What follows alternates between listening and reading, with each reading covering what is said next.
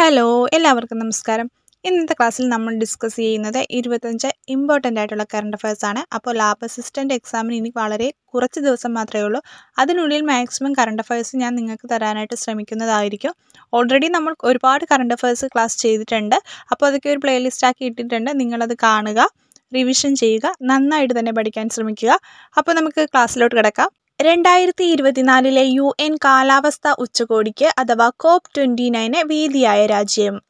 2024 UN കാലാവസ്ഥാ ഉച്ചകോടി അഥവാ COP29 വേദിയായ രാജ്യമാണ് അസർബൈജാൻ.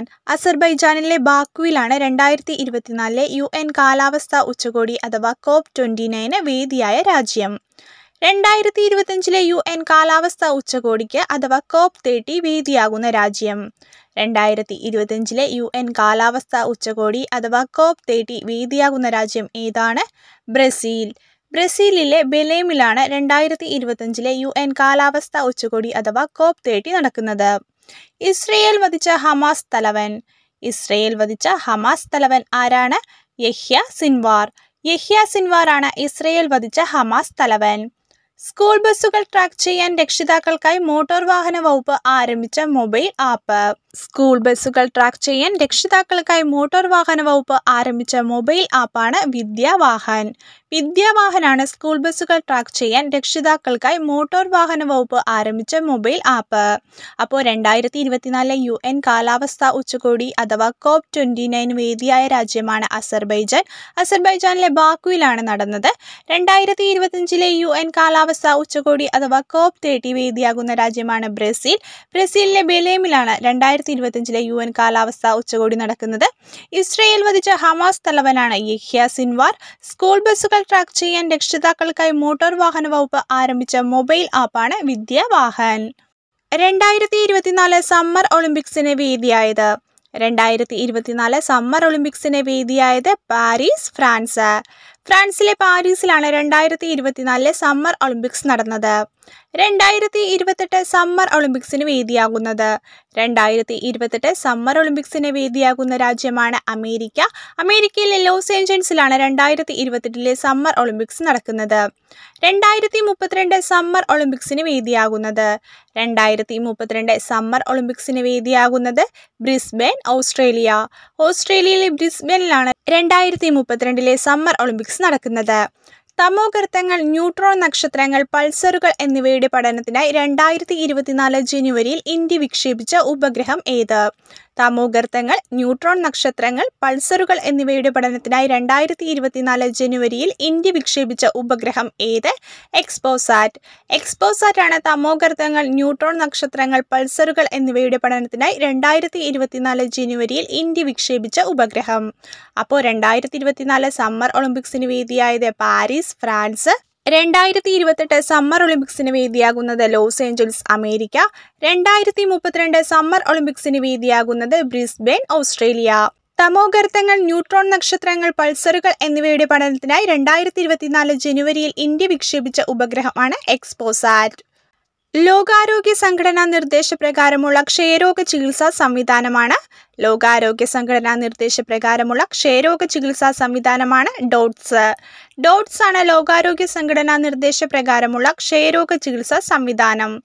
സംസ്ഥാനത്ത് മരണാനന്തര അവയവദാനം പ്രോത്സാഹിപ്പിക്കുന്നതിനും പ്രചരിപ്പിക്കുന്നതിനുമായി Kerala State Organ and Tissue Transplant Organisation ആരംഭിക്കുന്ന സാമൂഹ്യ മാധ്യമ പ്രചാരണ പദ്ധതി. സംസ്ഥാനത്ത് മരണാനന്തര അവയവദാനം പ്രോത്സാഹിപ്പിക്കുന്നതിനും പ്രചരിപ്പിക്കുന്നതിനുമായി Kerala State Organ and Tissue Transplant Organisation ആരംഭിക്കുന്ന സമൂഹ മാധ്യമ പ്രചാരണ പരിപാടിയാണ് ജീവനേകാം ജീവനാകാം. ജീവനേകാം ജീവനാകാം എന്നതാണ് സംസ്ഥാനത്തെ മരണാനന്തര അവയവദാനം പ്രോത്സാഹിപ്പിക്കുന്നതിനും പ്രചരിപ്പിക്കുന്നതിനുമായി Kerala State Organ and Tissue Transplant Organisation ആരംഭിക്കുന്ന സമൂഹ മാധ്യമ പ്രചാരണ പരിപാടി. 2024 ഫെബ്രുവരിയിൽ പ്രധാനമന്ത്രി നരേന്ദ്രമോദി രാജ്യത്തിനു സമർപ്പിച്ച രാജ്യത്തെ ഏറ്റവും നീളം കൂടിയ കേബിൾ പാലം. 2024 ഫെബ്രുവരിയിൽ പ്രധാനമന്ത്രി നരേന്ദ്രമോദി രാജ്യത്തിന് സമർപ്പിച്ച രാജ്യത്തെ ഏറ്റവും നീളം കൂടിയ കേബിൾ പാലമാണ് സുദർശൻ സേതു. സുദർശൻ സേതുവാണ് 2024 ഫെബ്രുവരിയിൽ പ്രധാനമന്ത്രി നരേന്ദ്രമോദി രാജ്യത്തിന് സമർപ്പിച്ച രാജ്യത്തെ ഏറ്റവും നീളം കൂടിയ കേബിൾ പാലം. അപ്പോൾ ലോകാരോഗ്യ സംഘടനാ നിർദ്ദേശപ്രകാരമുള്ള ക്ഷയരോഗ ചികിത്സാ സംവിധാനമാണ് ഡോട്ട്സ്. സംസ്ഥാനത്ത് മരണാനന്തര അവയവദാനം പ്രോത്സാഹിപ്പിക്കുന്നതിനും പ്രചരിപ്പിക്കുന്നതിനുമായി Kerala State Organ and Tissue Transplant Organisation ആരംഭിക്കുന്ന സമൂഹ മാധ്യമ പ്രചാരണ പരിപാടിയാണ് ജീവനേകാം ജീവനാകാം. 2024 ഫെബ്രുവരിയിൽ പ്രധാനമന്ത്രി നരേന്ദ്രമോദി രാജ്യത്തിന് സമർപ്പിച്ച രാജ്യത്തെ ഏറ്റവും നീളം കൂടിയ കേബിൾ പാലമാണ് സുദർശൻ സേതു. കേരളത്തിലെ അമ്മമാരിൽ കാണപ്പെടുന്ന പ്രസവാനന്തര വിഷാദം പരിഹരിക്കാൻ ലക്ഷ്യമിട്ടുള്ള സംരംഭം. കേരളത്തിലെ അമ്മമാരിൽ കാണപ്പെടുന്ന പ്രസവാനന്തര വിഷാദം പരിഹരിക്കാൻ ലക്ഷ്യമിട്ടിട്ടുള്ള സംരംഭമാണ് അമ്മ മനസ്സ്. അമ്മ മനസ്സാണ് കേരളത്തിലെ അമ്മമാരിൽ കാണപ്പെടുന്ന പ്രസവാനന്തര വിഷാദം പരിഹരിക്കാൻ ലക്ഷ്യമിട്ടുള്ള സംരംഭം.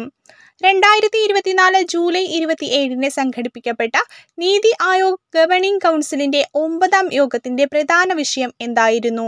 2024 ജൂലൈ 27 സംഘടിപ്പിക്കപ്പെട്ട നീതി ആയോഗ് ഗവേണിംഗ് കൗൺസിലിന്റെ 9ാം യോഗത്തിന്റെ പ്രധാന വിഷയം എന്തായിരുന്നു? വികസിത ഭാരത് അറ്റ് 2047. വികസിത ഭാരത് അറ്റ് 2047 എന്നതാണ് 2024 ജൂലൈ 27 സംഘടിപ്പിക്കപ്പെട്ട നീതി ആയോഗ് ഗവേണിംഗ് കൗൺസിലിന്റെ 9ാം യോഗത്തിന്റെ പ്രധാന വിഷയം. നീതി ആയോഗിന്റെ സാമ്പത്തിക ആരോഗ്യ സൂചിക 2025 പ്രകാരം മുന്നിൽ നിൽക്കുന്ന സംസ്ഥാനം. നീതി ആയോഗിന്റെ സാമ്പത്തിക ആരോഗ്യ സൂചിക 2025 പ്രകാരം മുന്നിൽ നിൽക്കുന്ന സംസ്ഥാനമാണ് ഒഡീഷ. ഒഡീഷയാണ് നീതി ആയോഗിന്റെ സാമ്പത്തിക ആരോഗ്യ സൂചിക 2025 പ്രകാരം മുന്നിൽ നിൽക്കുന്ന സംസ്ഥാനം. അപ്പോൾ കേരളത്തിലെ അമ്മമാരിൽ കാണപ്പെടുന്ന പ്രസവാനന്തര വിഷാദം പരിഹരിക്കാൻ ലക്ഷ്യമിട്ടുള്ള സംരംഭമാണ് അമ്മ മനസ്സ്.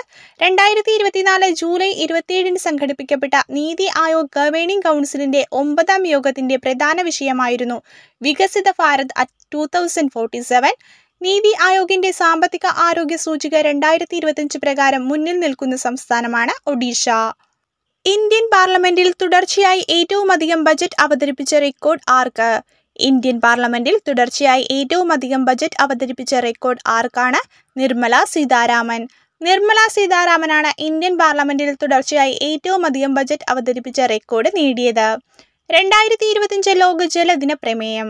2025 ലോക ജലദിന പ്രമേയം എന്താണ്? ഹിമാനി സംരക്ഷണം. ഹിമാനി സംരക്ഷണമാണ് 2025 ലോക ജലദിന പ്രമേയം. രാജ്യത്തെ ആദ്യ വെർട്ടിക്കൽ ലിഫ്റ്റ് കടൽപ്പാലം.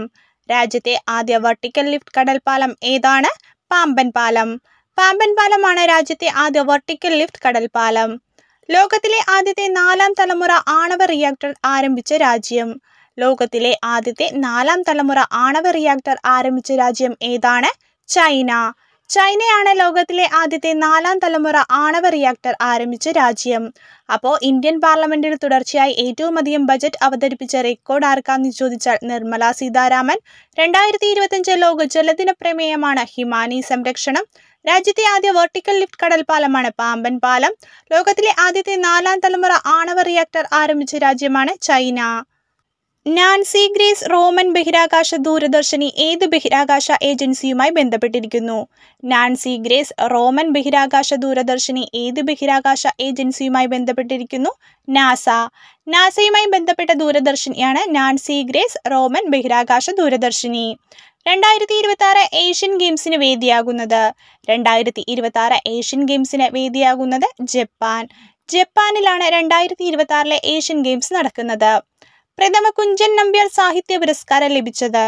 പ്രഥമ കുഞ്ചൻ നമ്പ്യാർ സാഹിത്യ പുരസ്കാരം ലഭിച്ചത് എം മുകുന്ദൻ. എം മുകുന്ദനാണ് പ്രഥമ കുഞ്ചൻ നമ്പ്യാർ സാഹിത്യ പുരസ്കാരം ലഭിച്ചത്.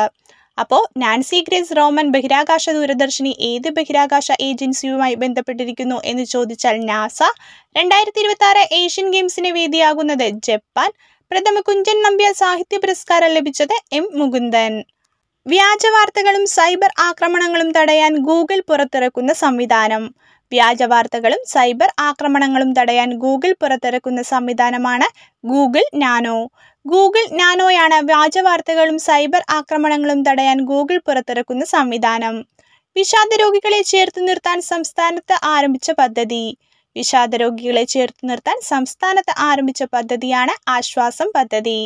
ആശ്വാസം പദ്ധതിയാണ് വിഷാദ രോഗികളെ ചേർത്ത് നിർത്താൻ സംസ്ഥാനത്ത് ആരംഭിച്ച പദ്ധതി.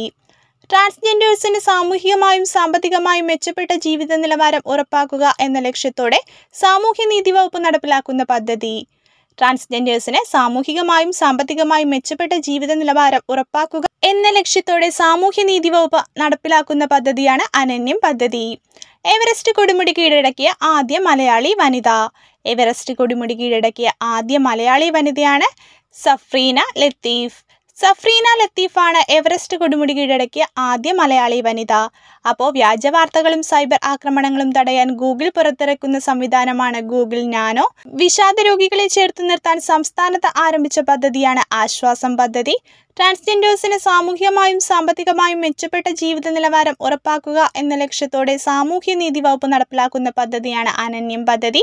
എവറസ്റ്റ് കൊടുമുടി കീഴടക്കിയ ആദ്യ മലയാളി വനിതയാണ് സഫ്രീന ലത്തീഫ്. അപ്പോൾ ഇത്രയാണ് ഇന്നത്തെ 25 ക്വസ്റ്റ്യൻസ്. എല്ലാവരും നന്നായിട്ട് തന്നെ പഠിക്കുക. ഇത്തിരി സ്പീഡിലാണ് ക്ലാസ് എടുത്ത് പോയിരിക്കുന്നത്. എന്താണെന്ന് വെച്ചാൽ കുറഞ്ഞ സമയത്തിനുള്ളിൽ കൂടുതൽ കറണ്ട് അഫയേഴ്സ് നിങ്ങളിലേക്ക് എത്തിക്കാൻ വേണ്ടിയാണ് ഇത്തിരി സ്പീഡിൽ ക്ലാസ് എടുക്കുന്നത്. അതുപോലെ തന്നെ നമ്മൾ 25 കറണ്ട് അഫയേഴ്സ് ആയിട്ട് ചെയ്യാൻ കാരണം എന്താണെന്ന് വെച്ചാൽ കൂടുതൽ കറണ്ട് അഫയേഴ്സ് പഠിച്ചാൽ അത് നിങ്ങൾക്ക് ഓർത്തെടുക്കാനായിട്ട് ബുദ്ധിമുട്ടുണ്ടാവും.